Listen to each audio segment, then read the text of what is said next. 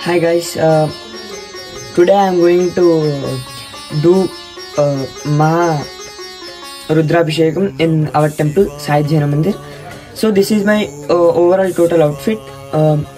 Now let's see how I will do the Maha Rudrabhishekam in our temple.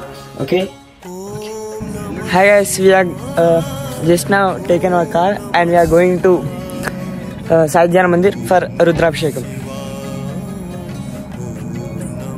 Okay guys, I finally came to the mandir. So this is Sai Jaina Mandir. I am going inside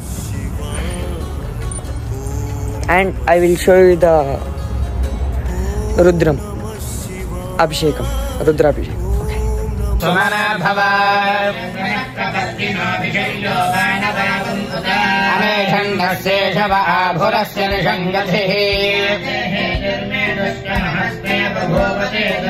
Yasman Vishwadhasvama Yakshmaya Paribhuja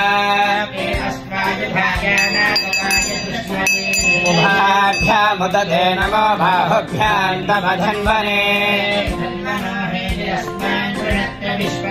Adhoda Ishadhistava